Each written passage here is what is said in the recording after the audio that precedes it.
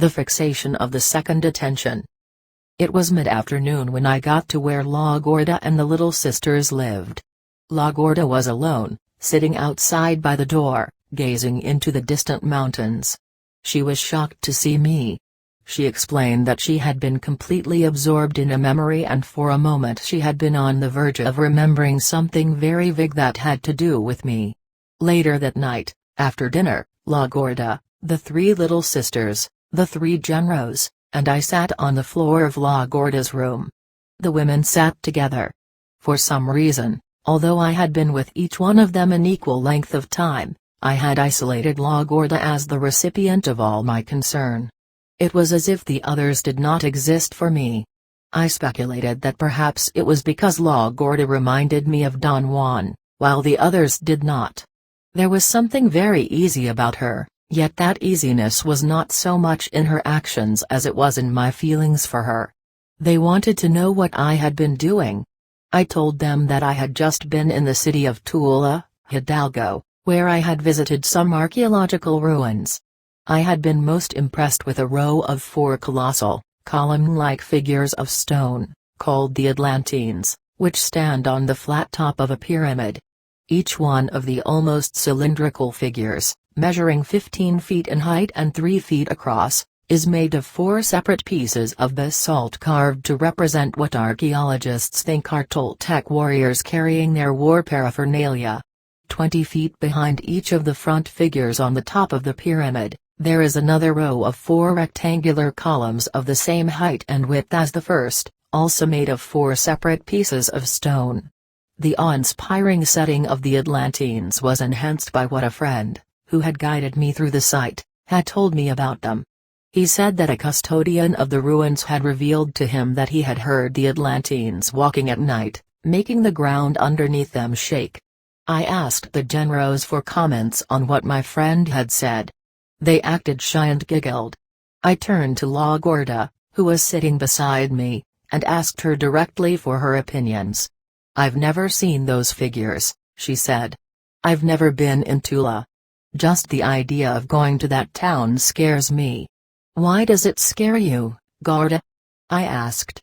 "Something happened to me in the ruins of Monte Alban in Oaxaca," she said. "I used to go to roam around those ruins even after the Nagual Juan Matus told me not to set foot in them. I don't know why, but I loved that place. Every time I was in Oaxaca I would go there. Because women alone are always harassed, I would usually go with Pablito, who is very daring. But once I went there with Nestor. He saw a glitter on the ground. We dug a little and found a strange rock that fit in the palm of my hand. A hole had been neatly drilled into the rock. I wanted to put my finger through it, but Nestor stopped me. The rock was smooth and made my hand very hot. We didn't know what to do with it. Nestor put it inside his hat and we carried it as if it were a live animal. All of them started to laugh. There seemed to be a concealed joke in what La Gorda was telling me. "Where did you take it?" I asked her. "We brought it here to this house," she replied. And that statement elicited uncontainable laughter from the others. They coughed and choked laughing. "The joke is on La Gorda," Nestor said. "You've got to understand that she's mule-headed like no one else. The Nagual had already told her not to fool around with rocks, or bones, or any other thing she might find buried in the ground. But she used to sneak behind his back and get all kinds of crap. That day in Oaxaca she insisted on carrying that god-awful thing. We got on the bus with it and brought it all the way to this town and then right into this room. The Nagual and Genaro had gone on a trip," La Gorda said. "I got daring and put my finger through the hole and realized that the rock had been cut to be held in the hand. Right away I could feel the feeling of whoever had held that rock. It was a power rock. My mood changed. I became frightened. Something awesome began to lurk in the dark, something that had no shape or color. I couldn't be alone. I would wake up screaming and after a couple of days I couldn't sleep anymore. Everybody took turns keeping me company, day and night. When the Nagual and Genaro came back, Nestor said, the Nagual sent me with Genaro to put the rock back in the exact place where it had been buried. Genaro worked for 3 days to pinpoint the spot. And he did it. What happened to you, Gorda, after that? I asked her. The Nagual buried me, she said. For 9 days I was naked inside a dirt coffin. There was another explosion of laughter among them. The Nagual told her that she couldn't get out of it, Nestor explained. Poor Gorda had to piss and shit inside her coffin. The Nagual pushed her inside a box that he made with branches and mud. There was a little door on the side for her food and water. The rest of it was sealed. Why did he bury her? I asked. That's the only way to protect anyone, Nestor said. She had to be placed under the ground so the earth would heal her. There is no better healer than the earth. Besides, the Nagual had to fend off the feeling of that rock, which was focused on La Gorda. The dirt is a screen, it doesn't allow anything to go through, either way. The Nagual knew that she couldn't get worse by being buried for 9 days, she could only get better. Which she did. How did it feel to be buried like that, Gorda? I asked. I nearly went crazy, she said. But that was just my indulging.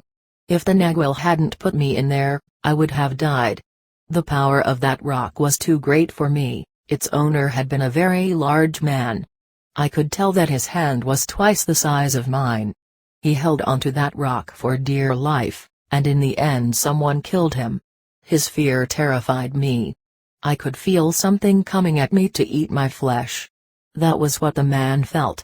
He was a man of power, but someone even more powerful got him. The Nagual said that once you have an object of that kind, it brings disaster because its power enters into challenges with other objects of its kind, and the owner becomes either a pursuer or a victim. The Nagual said that it is the nature of such objects to be at war, because the part of our attention which focuses on them to give them power is a very dangerous, belligerent part. La Gorda is very greedy, Pablito said.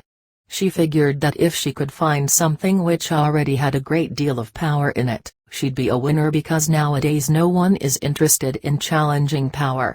La Gorda assented with a movement of her head. I didn't know that one could pick up other things besides the power that the objects have, she said. When I first put my finger through the hole and held the rock, my hand got hot and my arm began to vibrate. I felt truly strong and big. I'm sneaky, so no one knew that I was holding the rock in my hand. After a few days of holding it, the real horror began. I could feel that somebody had gone after the owner of the rock.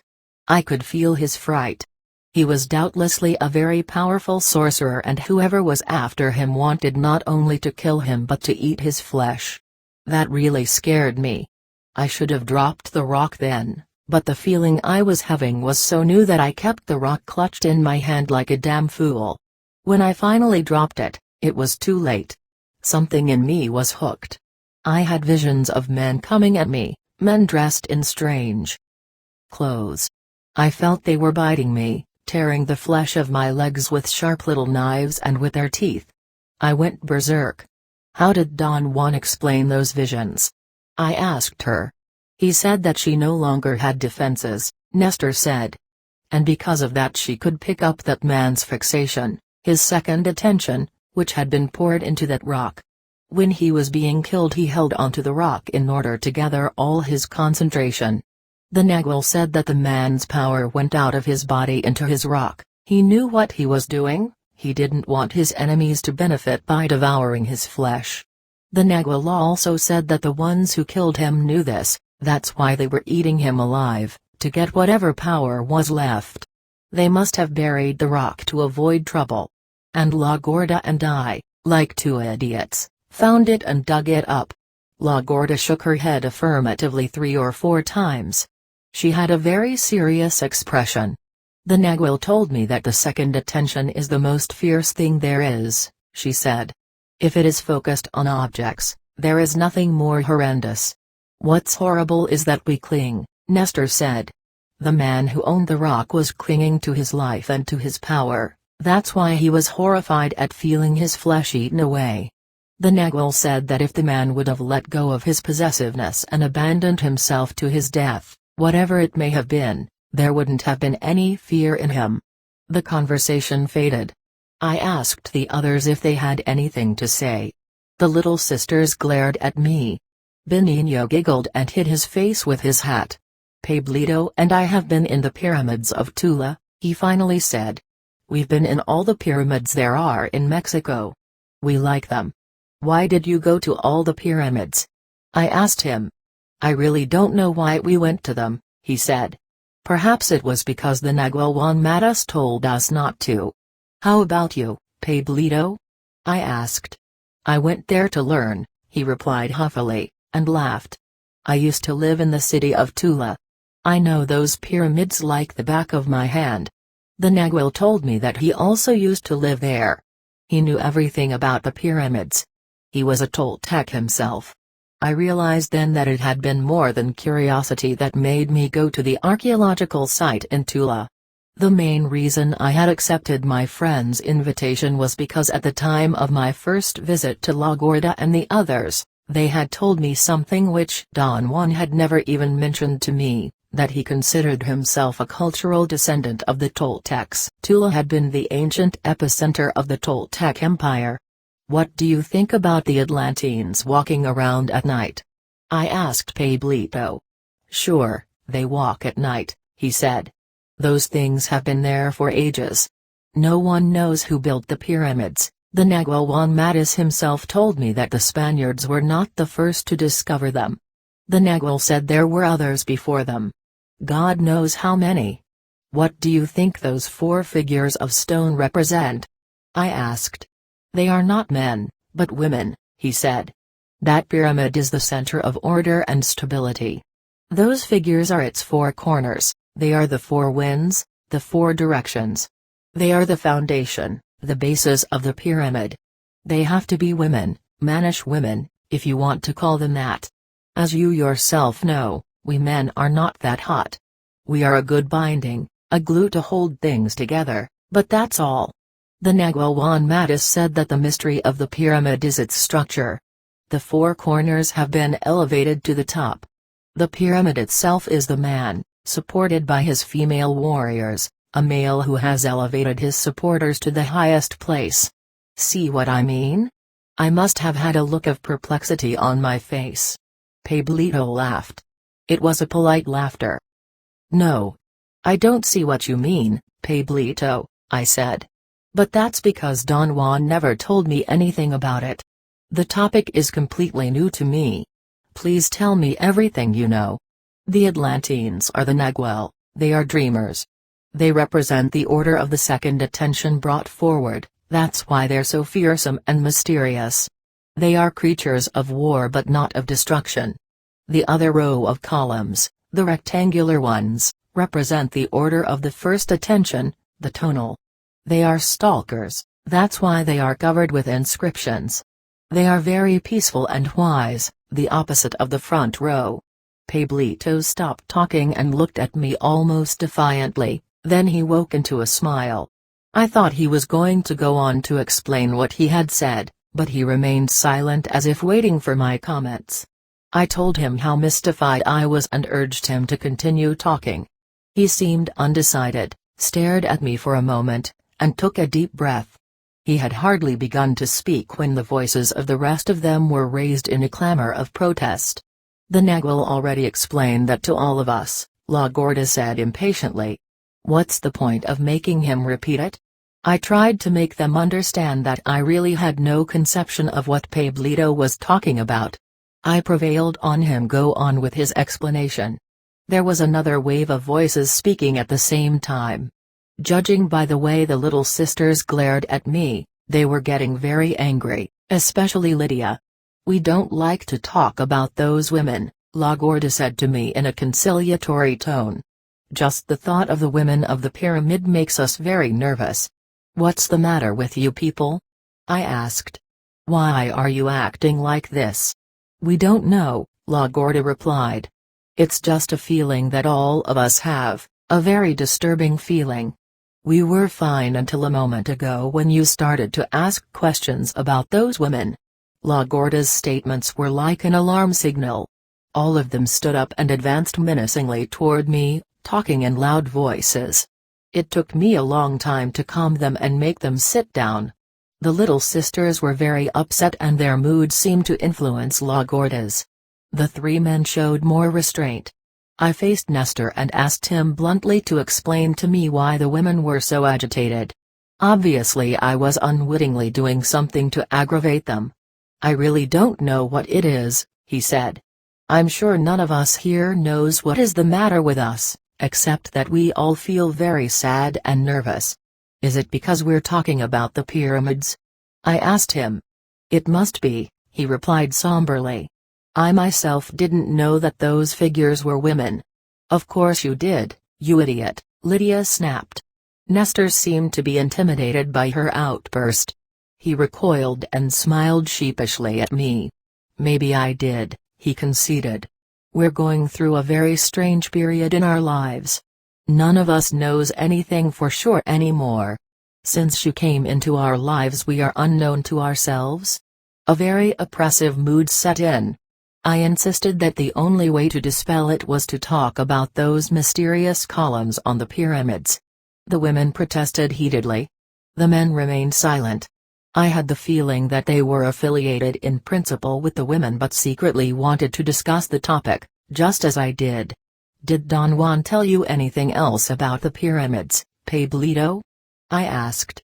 My intention was to steer the conversation away from the specific topic of the Atlanteans, and yet stay near it.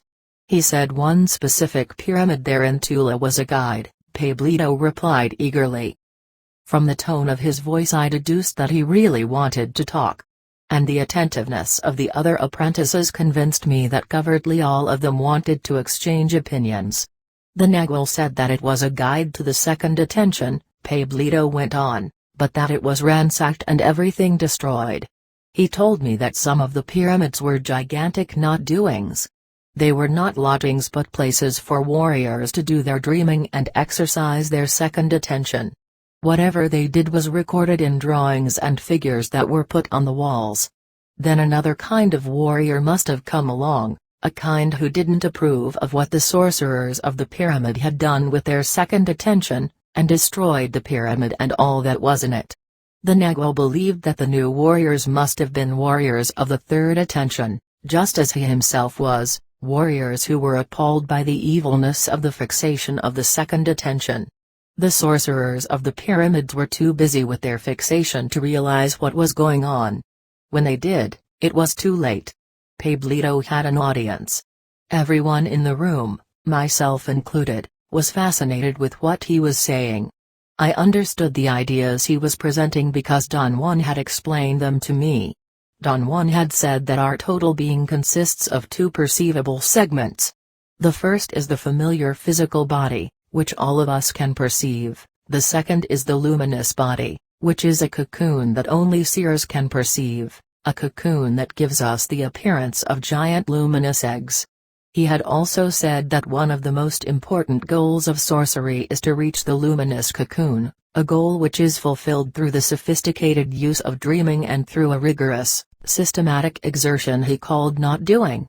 He defined not doing as an unfamiliar act which engages our total being by forcing it to become conscious of its luminous segment.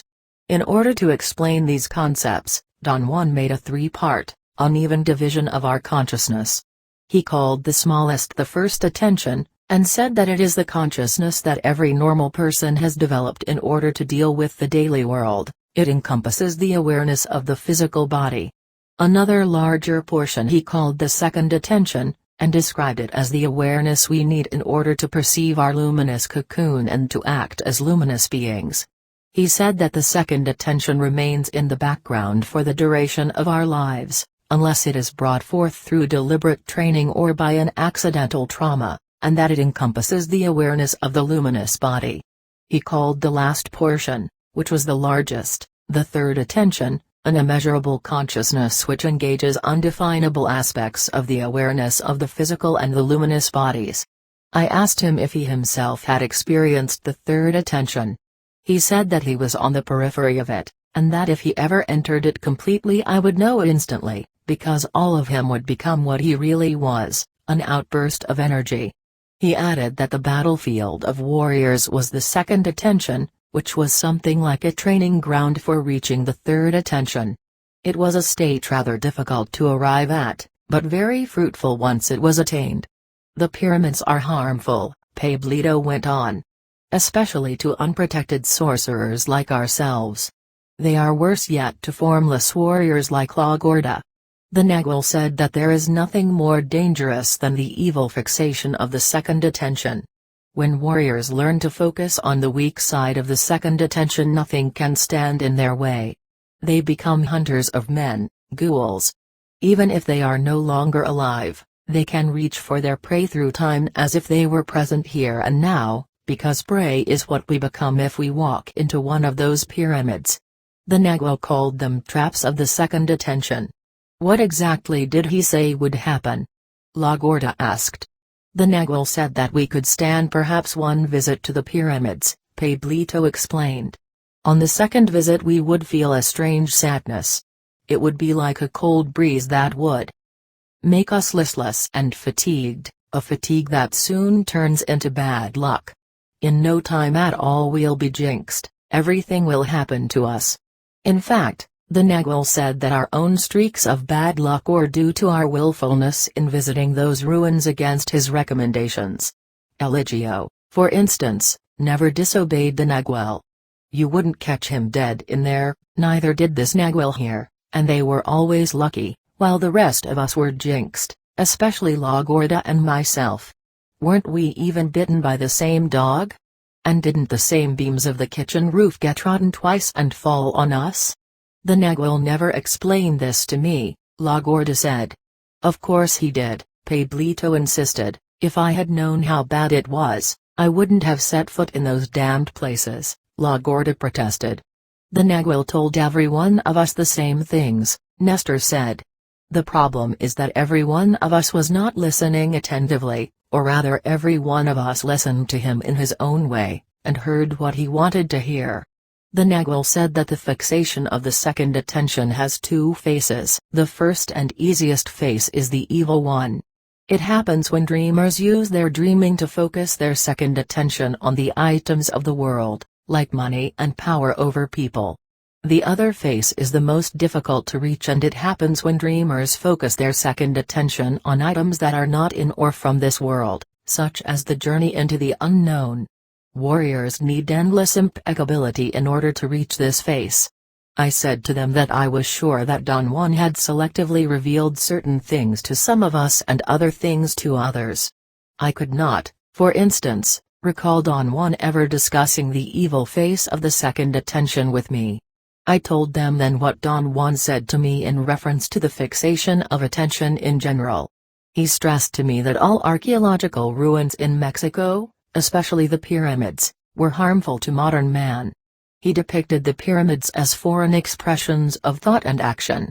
He said that every item, every design in them, was a calculated effort to record aspects of attention which were thoroughly alien to us.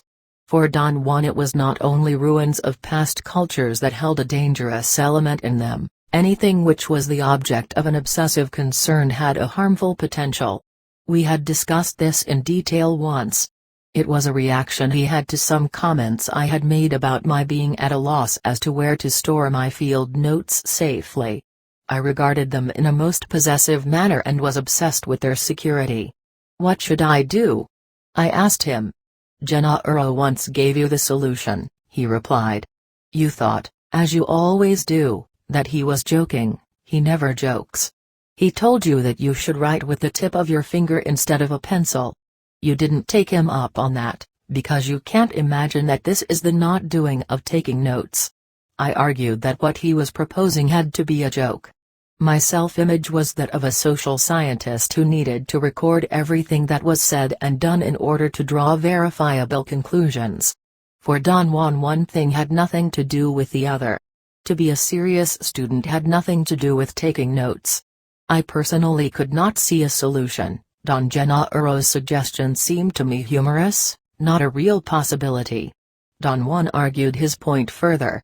He said that taking notes was a way of engaging the first attention in the task of remembering, that I took notes in order to remember what was said and done. Don Genaro's recommendation was not a joke because writing with the tip of my finger on a piece of paper, as the not doing of taking notes, would force my second attention to focus on remembering, and I would not accumulate sheets of paper. Don Juan thought that the end result would be more accurate and more powerful than taking notes. It had never been done as far as he knew, but the principle was sound. He pressed me to do it for a while. I became disturbed. Taking notes acted not only as a mnemonic device, but soothed me as well. It was my most serviceable crutch. To accumulate sheets of paper gave me a sense of purpose and balance. When you worry about what to do with your sheets, Don Juan explained, you are focusing a very dangerous part of yourself on them. All of us have that dangerous side, that fixation. The stronger we become, the more deadly that side is. The recommendation for warriors is not to have any material things on which to focus their power, but to focus it on the spirit, on the true flight into the unknown, not on trivial shields. In your case, your notes are your shield. They won't let you live in peace. I seriously felt that I had no way on earth to disassociate myself from my notes. Don Juan then conceived of a task for me in lieu of a not doing proper. He said that for someone who is as possessive as I was, the most appropriate way of freeing myself from my notebooks would be to disclose them, to throw them in the open, to write a book. I thought at the time that that was a bigger joke than taking notes with the tip of my finger. Your compulsion to possess and hold on to things is not unique, he said. Everyone who wants to follow the warrior's path, the sorcerer's way, has to rid himself of this fixation. My benefactor told me that there was a time when warriors did have material objects on which they placed their obsession. And that gave rise to the question of whose object would be more powerful, or the most powerful of them all. Remnants of those objects still remain in the world, the leftovers of that race for power. No one can tell what kind of fixation those objects must have received. Men infinitely more powerful than you poured all the facets of their attention on them. You have merely begun to pour your puny worry on your notes. You haven't gotten yet to other levels of attention. Think how horrible it would be if you would find yourself at the end of your trail as a warrior, still carrying your bundles of notes on your back. By that time the notes will be alive, especially if you learn to write with your fingertip and still have to pile up sheets. Under those conditions it wouldn't surprise me in the least if someone found your bundles walking around. It is easy for me to understand why the Nagual Juan Matus didn't want us to have possessions, Nestor said after I had finished talking. We are all dreamers. He didn't want us to focus our dreaming body on the weak face of the second attention.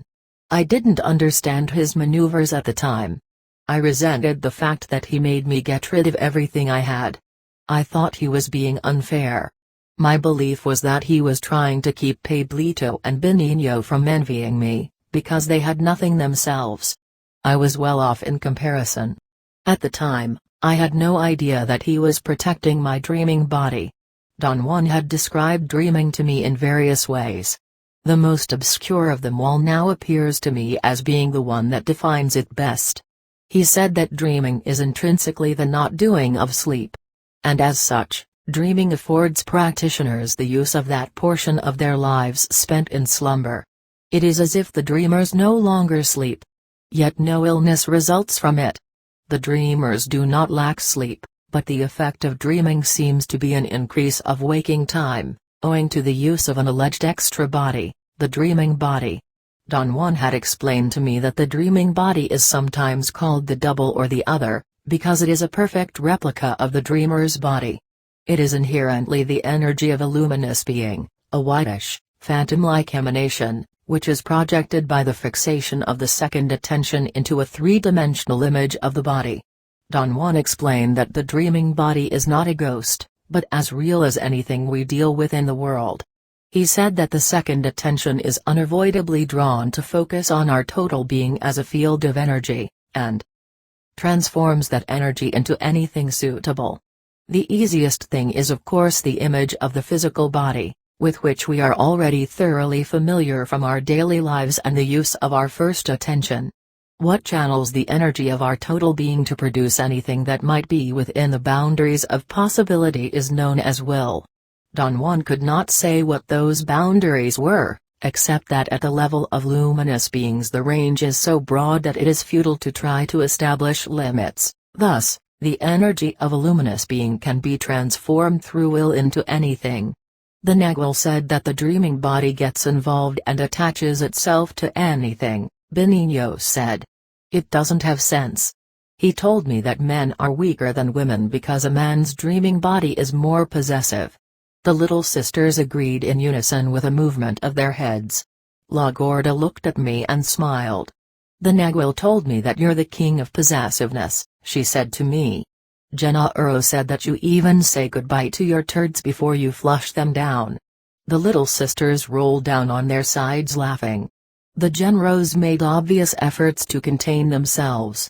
Nestor W. was sitting by my side, patted my knee. The Nagual and Genaro used to tell great stories about you, he said. They entertained us for years with tales about a weird guy they knew. We know now that it was you. I felt a wave of embarrassment. It was as if Don Juan and Don Genaro had betrayed me, laughing at me in front of the apprentices. Self-pity took over. I began to complain. I said out loud that they had been predisposed to be against me, to think that I was a fool. That's not true, Benigno said. We are delighted that you are with us. Are we? Lydia snapped. All of them became involved in a heated argument. The men and the women were divided. La Gorda did not join either group. She stayed sitting by my side, while the others had stood up and were shouting. We're going through a difficult time, La Gorda said to me in a low voice. We've done a lot of dreaming and yet it isn't enough for what we need. What do you need, Gorda? I asked. We don't know, she said. We were hoping that you would tell us that. The little sisters and the Genros sat down again in order to listen to what La Gorda was saying to me. We need a leader, she went on. You are the Nagual, but you're not a leader. It takes time to make a perfect Nagual, Pablito said. The Nagual Juan Matus told me that he himself was crappy in his youth, until something shook him out of his complacency. I don't believe it, Lydia shouted. He never told me that. He said that he was very crummy, La Gorda added in a low voice.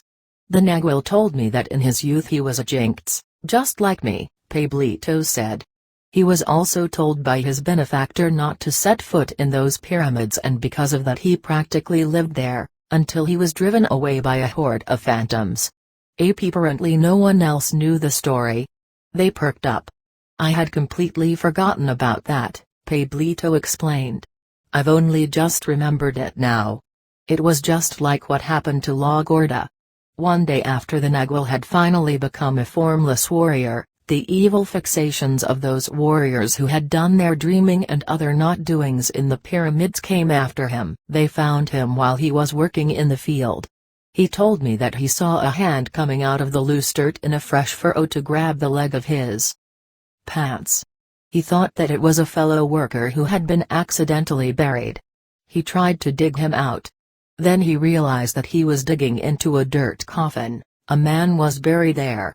The Nagual said that the man was very thin and dark and had no hair. The Nagual tried frantically to patch up the dirt coffin. He didn't want his fellow workers to see it and he didn't want to injure the man by digging him out against his will. He was working so hard that he didn't even notice that the other workers had gathered around him. By then the Nagual said that the dirt coffin had collapsed and the dark man was sprawled on the ground, naked. The Nagual tried to help him up and asked the men to give him a hand. They laughed at him. They thought he was drunk, having the DTs, because there was no man, or dirt coffin or anything like that in the field.